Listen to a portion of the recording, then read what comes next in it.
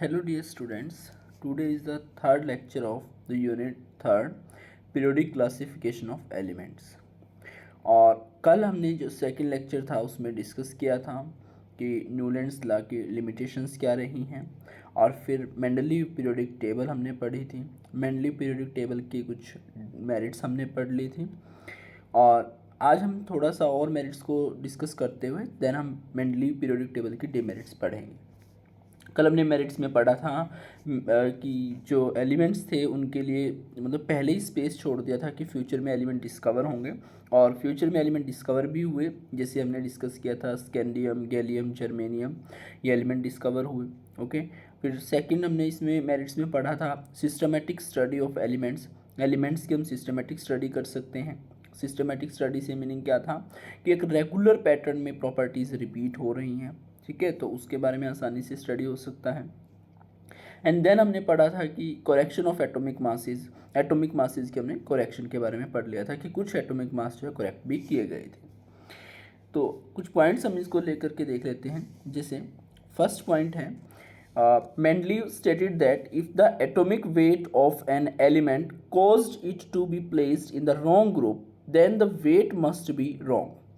ये क्या कह रहे हैं, इन्होंने मेंडलीव ने कहा था कि अगर एटॉमिक वेट किसी एलिमेंट का cause it to be placed in the wrong group, अगर वो रॉन्ग ग्रुप में रखा जा रहा है then the weight must be wrong, तो पक्का उसका वेट क्या है, गलत है, तो उसका वेट सही होना चाहिए। मतलब हम क्या है, अगर हमने increasing order of atomic weight में एलिमेंट्स को रख दिया है पर वो प्रॉपर्टीज़ मैच नहीं कर रही हैं, तो इसका मतलब पक्का वहाँ पर क्या गड़बड़ है, प्रॉपर्टी में गड़बड़ नहीं है। प्रॉपर्टी तो जो होनी चाहिए वही रहेंगी, पर उसका एटॉमिक वेट गलत है। तो ऐसा करके उन्होंने करेक्ट किया atomic mass of the some element like beryllium, indium, uranium, बहुत सारे एलिमेंट के जो है मास को करेक्ट किया गया। Okay, second, Mendeleev was so confident in his table that he used it to predict the physical properties of three elements that were yet unknown। Mendeleev अपने periodic table के बारे में इतने ज़्यादा कॉन्फिडेंट थे कि उन्होंने ऑलरेडी फिजिकल प्रॉपर्टीज़ को प्रिडिक्ट कर दिया था तीन एलिमेंट के बारे में जो अब तक डिस्कवर ही नहीं हुए थे। और वो एलिमेंट कौन कौन से बताए मैंने आपको जो डिस्कवर हुए बाद में, स्कैंडियम, गैलियम, जर्मेनियम। उनके नाम क्या क्या रखे गए थे, ई का बोरोन, ई का एल्यूमिनियम, ई का सिलिकॉन।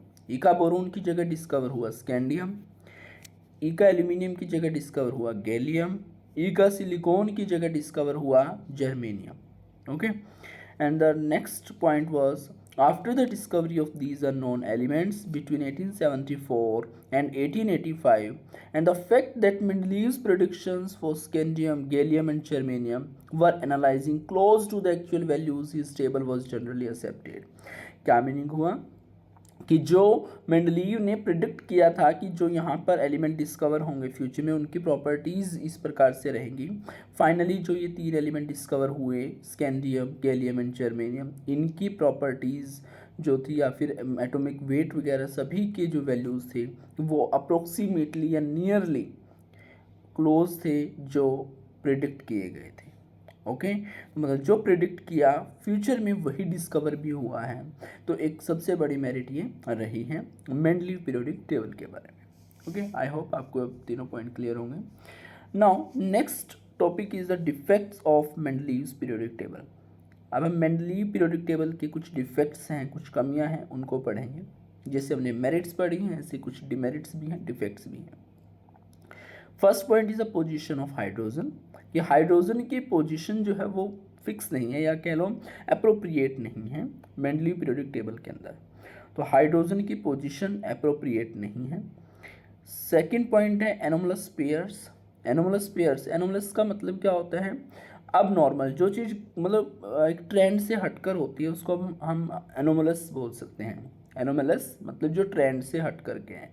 जैसे कई बार हम किसी एग्ज़ाम में क्वेश्चंस देखते हैं कि point out the odd one out, ठीक है, मतलब दिए गए ऑप्शंस में कुछ ओड आपने ऑप्शन निकालना है, मतलब जो औरों से अलग, दूसरों से अलग प्रॉपर्टी शो कर रहा है वो एनोमलस होता है। तो ऐसे ही इनकी टेबल में कुछ एनोमलस पेयर थे, argon and potassium, cobalt and nickel, tellurium and iodine, इस तरीके से जो अपने ग्रुप में हट करके कुछ अलग अलग प्रॉपर्टी शो कर रहे हैं, या जैसे आर्गन एंड पोटेशियम है, इनकी प्रॉपर्टीज़ अलग अलग हैं, फिर भी ये मतलब सेम ग्रुप में रखें, इस तरीके से कुछ एनोमैलस पेयर वहाँ पे देखने को मिले थे। And the third was position of isotopes. Isotopes की पोजीशन के बारे में भी डिफेक्ट रहा। देखो उन्होंने क्या कहा था मेनली ने, कि जो फिजिकल एंड केमिकल प्रॉपर्टीज़ हैं वो पीरियोडिक फंक्शन उनके एटॉमिक मासेस का। एटॉमिक मास के पीरियोडिक फंक्शन का मतलब क्या हुआ, जब हम एलिमेंट्स को अरेंज करेंगे इंक्रीजिंग ऑर्डर में एटॉमिक मास के, तो उनकी प्रॉपर्टीज रिपीट होंगे एक रेगुलर इंटरवल के बाद। तो आइसोटोप क्या होते हैं? Isotopes are the chemical species having same atomic number but different mass number. Mass number उनका क्या रहेगा? डिफरेंट, पर एटॉमिक नंबर क्या रहेगा? सेम। अब मास नंबर अलग अलग हैं तो उनको अरेंज भी पीरियोडिक टेबल में अलग अलग से किया जाना चाहिए था, और उनकी प्रॉपर्टीज़ जो है वो उसी तरीके से रिपीट करनी चाहिए जैसे कि बाकी सभी एलिमेंट की कर रहे हैं। एग्जाम्पल के लिए जैसे हाइड्रोजन एटम है, इसके 3 आइसोटोप हमारे पास होते हैं, protium, deuterium, tritium. 1H1 protium, 1H2 deuterium, 1H3 tritium. Atomic number same है, देखो 1, क्योंकि एलिमेंट ही हाइड्रोजन है तो सेम एलिमेंट है तो एटॉमिक नंबर सेम रहेगा। मास नंबर डिफरेंट है क्योंकि आइसोटोप्स हैं 1, 2 और 3 रिस्पेक्टिवली। ओके, तो इनको भी स्पेस जो है अलग अलग मिलना चाहिए था, कि पहले प्रोटियम आ गया, फिर ड्यूटीरियम, फिर tritium, increasing order of atomic mass में अरेंज होना चाहिए था, पर ऐसा कुछ नहीं था। आइसोटोप्स के लिए कोई स्पेशल जगह नहीं थी, अकेला सिर्फ एलिमेंट के लिए जगह थी वहाँ पे। जैसे हाइड्रोजन है, हाइड्रोजन के लिए जगह है, पर उनके आइसोटोप्स के लिए कोई जगह नहीं है। ओके, ये कुछ डिफेक्ट्स रहे। अब पोजीशन ऑफ हाइड्रोजन हमने कहा कि एक डिफेक्ट रहा है, इसको जरा हम देखते हैं टेबल की हेल्प से, जो हमने कल टेबल देखी थी। ये देखो, मेंडली पीरियोडिक टेबल में हाइड्रोजन रखा हुआ है सबसे फर्स्ट ग्रुप में और फर्स्ट पीरियड में, और फर्स्ट ग्रुप के ए सब ग्रुप में रखा हुआ है हाइड्रोजन। अब इसके नीचे hydrogen, lithium, sodium, potassium, rubidium, caesium, ये एलिमेंट्स रखे हुए हैं। जो lithium, sodium, potassium, rubidium, caesium है, ये सब सेम प्रॉपर्टीज शो करते हैं, हाइड्रोजन से अलग शो करते हैं। हाइड्रोजन इनसे थोड़ी सी अलग, कुछ प्रॉपर्टी मतलब कुछ एक प्रॉपर्टी में मैच कर रहा है, पर सभी प्रॉपर्टीज़ में सेम नहीं है। ओके, तो कह सकते हैं हाइड्रोजन की प्रॉपर्टी मतलब जो पोजीशन है वो थोड़ा सा एनोमलस हम कह सकते हैं, या करेक्ट नहीं है। जैसे कि आप देख सकते हो हाइड्रोजन को हम ग्रुप नंबर जो ये 7th है, 7th के ए सब ग्रुप में भी रख सकते हैं, जहाँ फ्लोरीन क्लोरीन दिए गए वहाँ भी रखा जा सकता है।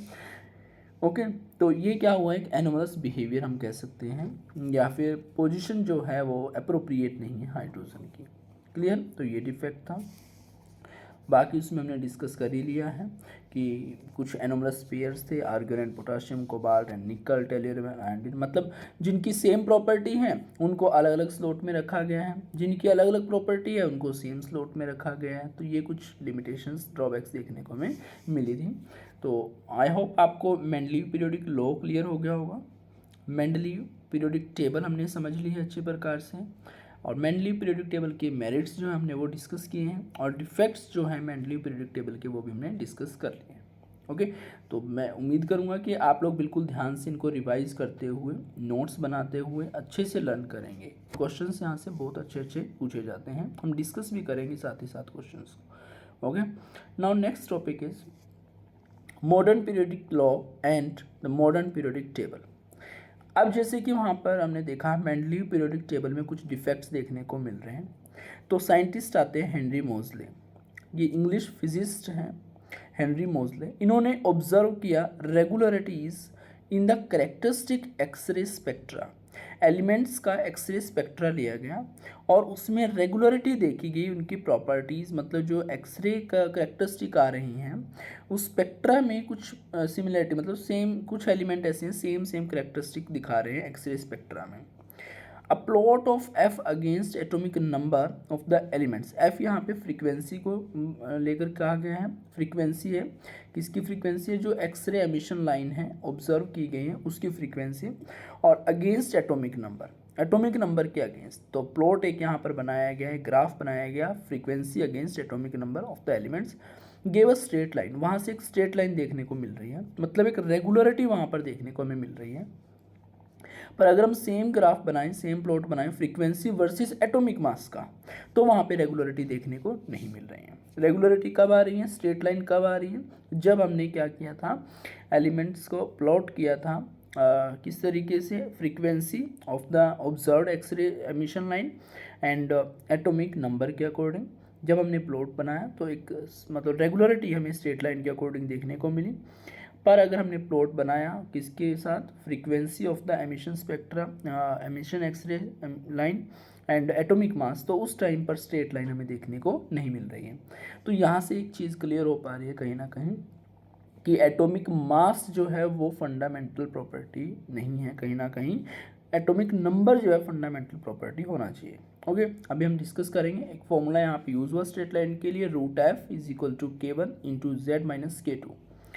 एफ यहाँ पर किसके लिए रिप्रेजेंट किया गया है, F is the frequency of observe X ray emission line and K1 and K2 are the constants that depend on the type of the line, that is K and L etc. in X-ray notations, and Z is the atomic number. So Henry Moseley thereby showed that the atomic number is a more fundamental property of an element than its atomic mass. तो Henry Moseley ने finally क्या conclude किया कि जो atomic number है वो basic fundamental property है element की, रादर देयर एटॉमिक मास, उनके एटॉमिक मास के बजाय उनकी जो एटॉमिक नंबर है ये ज़्यादा फंडामेंटल प्रॉपर्टी है।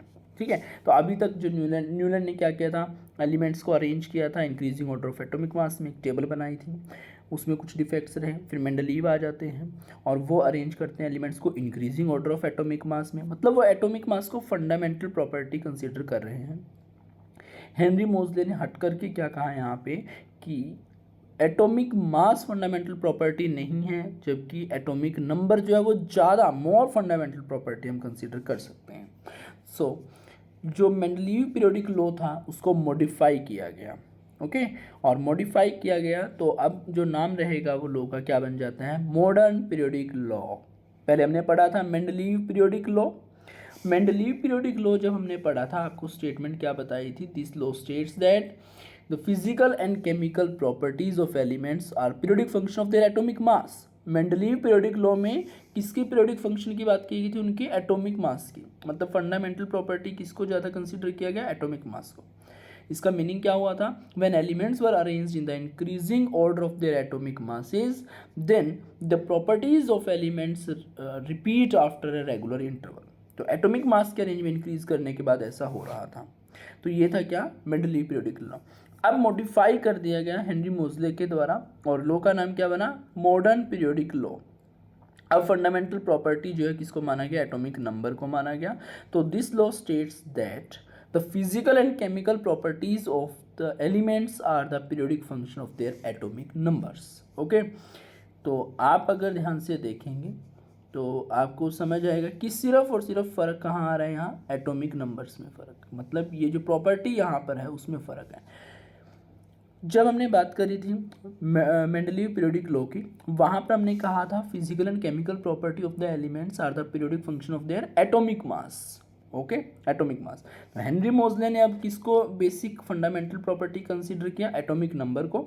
तो जो लॉ है वो मॉडिफाई होकर के मॉडर्न पीरियोडिक लॉ बन जाता है। और मॉडर्न पीरियोडिक लॉ की स्टेटमेंट क्या है, this law states that the physical and chemical properties of the elements are the periodic function of their atomic numbers. Okay, तो इसका मतलब क्या हुआ कि जब हम एलिमेंट्स को अरेंज करेंगे increasing order of their atomic number, then the physical and chemical properties of the elements repeat after a regular interval of time. एक रेगुलर इंटरवल में प्रॉपर्टीज रिपीट होंगी एलिमेंट्स की जब हम इनको अरेंज करेंगे इंक्रीजिंग ऑर्डर में उनके एटॉमिक नंबर के। आई होप अब आपको ये क्लियर हुआ होगा।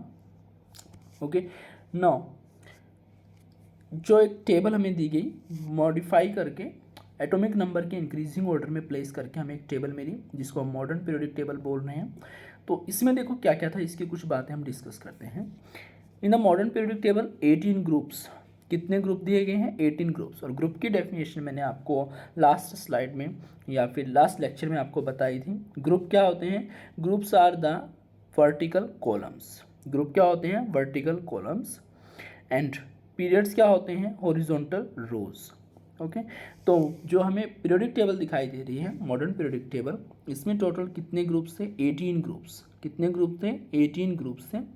दैट इज़ जो वर्टिकल कॉलम है वो कितने हैं, 18 है। लेट अस चेक करते हैं। हाँ जी, देखो ये फर्स्ट ग्रुप इधर, ये सेकंड ग्रुप, ये इधर third group, fourth group, fifth group, sixth, seventh, eighth, ninth, tenth, 11, 12th, ये 13, 14, 15, 16, 17 एंड 18। तो टोटल कितने ग्रुप्स हैं, 18 ग्रुप्स हैं। ओके, उसके बाद हम डिस्कस करेंगे पीरियड्स कितने हैं इसमें। अगर हम पीरियड्स की बात करते हैं तो पीरियड्स आपको दिखाई देंगे। देखो हॉरिजॉन्टल चेक करना है, 1 2 3, just a minute, 3 4 5 6 and 7। Okay, ये जो नीचे एलिमेंट्स दिखाई दे रहे हैं ये इधर से ही आए हैं, लास्ट के 6 और 7th पीरियड से। क्लियर। तो टोटल यहाँ पे ग्रुप्स अगर हम कहें तो कितने ग्रुप रहेंगे मॉडर्न पीरियड टेबल में, 18 ग्रुप्स रहेंगे और पीरियड्स कितने रहेंगे, 7 पीरियड्स रहेंगे। क्लियर। ओके जी, इसमें देखो जो फर्स्ट एंड सेकेंड ग्रुप हैं, first group and second group, these fall in the category of S block elements, first and second in the S block elements. Group number 3 to 12 fall in the category of D block elements, and group number 13 to 18 fall in the category of P block elements. And the series given below, नीचे जो series दे रखी हैं ध्यान से देखें, ये जो series दी हुई हैं lanthanide series and actinide series, ये वाले, these are fall under the category of F block elements. ये किस में आती हैं, F block elements में आती हैं। क्लियर होगा। Okay, so first and second group S block elements, group number 3 to 12 D block elements, and group number 13 to 18 P block elements, and the lanthanide series and actinide series fall in the category of F block elements. इनको S P D F क्यों कहा है ये हम next slides में समझेंगे। Okay, अभी आपको बस सिर्फ पढ़ना आना चाहिए पीरियोडिक टेबल को, कि मतलब एक बार रिकॉग्नाइज हो जाए कि ये कौन सा ग्रुप है, किस क्या बोलते हैं, बस इतना काफ़ी है। बाकी हम नेक्स्ट स्लाइड में सीखेंगे क्यों बोलते हैं एस पी डी एफ इनको। Okay, group number first and second, first को अल्कली मेटल्स कहते हैं, सेकेंड को अल्कलाइन अर्थ मेटल्स बोलते हैं। ओके, ग्रुप नंबर जो 3 to 12 हैं डी ब्लॉक एलिमेंट्स हैं, इनको ट्रांजिशन मेटल्स बोलते हैं। Group number first and second मतलब S block and P block 13 to 17 collectively इनको क्या कहा जाता है, main group elements. S block elements and P block collectively, group number 1 and 2 and group number 13 to 17 collectively are termed as main group elements, और you can say representative elements हम इनको बोलते हैं। ग्रुप नंबर 18 को noble gases कहा जाता है, group number 17 को हेलोजेंस कहा जाता है, ग्रुप नंबर 16 को ऑक्सीजन फैमिली, और sometimes we can say the chalcogens. क्या बोल सकते हैं हम, चेलकोजेंस, यहाँ लिखते हैं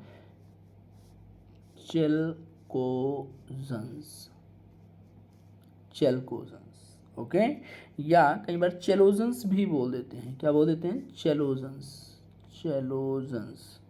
चेलकोजेंस और चेलोजेंस भी बोल देते हैं। क्लियर हो गया। ग्रुप नंबर 16 के बारे में हम पढ़ रहे हैं कि ग्रुप नंबर 16 ऑक्सीजन फैमिली है, नो डाउट, क्योंकि सबसे पहला एलिमेंट ऑक्सीजन है, पर इनको चेलकोजेंस भी बोला जाता है और चेलोजेंस भी बोला जाता है। क्लियर हो गया। ग्रुप नंबर 13 जो है हमारा, 13 को हम बोलते हैं बोरोन फैमिली। क्या बोलते हैं, boron family, because the leading element is the boron. Group number 14 को हम बोलते हैं carbon family, with the same reason, because the leading element is the carbon. Group number 15 को हम बोलते हैं nitrogen family, and group number 16 को oxygen family, जैसा अभी मैंने बताया ऑक्सीजन फैमिली भी बोलते हैं, चेलकोजेंस भी बोलते हैं, चेलोजेंस भी बोल देते हैं। देखो अब कुछ बातें हम जान लेते हैं। ग्रुप नंबर फर्स्ट को अल्कली मेटल्स बोलते हैं। Alkali metal group number first को क्यों कहा जाता है, बिकॉज द कंपाउंड्स या सोल्ट जो होते हैं फर्स्ट ग्रुप एलिमेंट्स के, वो क्या होते हैं, अल्कलाइन नेचर के होते हैं, बेसिक नेचर के होते हैं। पर ध्यान रहे फर्स्ट में हाइड्रोजन को अल्कली मेटल में कंसिडर नहीं किया जाता। Okay, hydrogen is not an alkali metal. Clear है। ग्रुप नंबर फर्स्ट में हाइड्रोजन आएगा, नो डाउट, पर हाइड्रोजन अल्कली मेटल्स में हम कंसीडर नहीं करेंगे। Alkali metals will be lithium, sodium, potassium, rubidium, caesium and francium. तो point is why these are known as the alkali metals, because their salts are basic in nature, alkaline nature के होते हैं, basic nature के होते हैं। Group number second, beryllium, magnesium, calcium, strontium, barium and radium, ये alkaline earth metals हैं। Alkaline earth metal क्यों कहते हैं इनको? बिकॉज क्योंकि सिमिलरली इनके जो सॉल्ट होते हैं वो भी कैसे होते हैं, बेसिक नेचर के होते हैं और ये अर्थ क्रस्ट में पाए जाते हैं। और ग्रुप नंबर 18 को हम नोबल गैसेस बोलते हैं, इनर्ट भी बोल सकते हैं because they are chemically non reactive होते हैं। ग्रुप नंबर 17 को हम हेलोजन्स बोलते हैं। हेलोजन्स जो ये वर्ड है ये दो वर्ड से मिलकर के बना, halo and gens. Halo means salt and gens means producer. तो ये जो ग्रुप नंबर 17 के एलिमेंट होते हैं ये सॉल्ट प्रोड्यूसर होते हैं, इसीलिए इनको हेलोजन्स बोलते हैं। और ग्रुप नंबर 16 के जो एलिमेंट्स है because they fall just before the halogens so they are known as the chalcogens और चेलोजन्स उसको कहा जाता है। बाकी की इन्फॉर्मेशन जो रहेगी हम कल डिस्कस करेंगे। आज के लेक्चर में इतना ही काफ़ी है। आई होप आप कल तक जो है पीरियोडिक टेबल थोड़ा लर्न कर लेंगे निमोनिक्स के अकॉर्डिंग, ओके। और फिर उसके बाद हम दोबारा इनके सारी बातों को डिस्कस करेंगे, इनके फीचर्स को हम डिस्कस करेंगे मॉडर्न पीरियोडिक टेबल के, ओके। आई होप आपको ये लेक्चर क्लियर हुआ होगा। Thank you, have a nice day.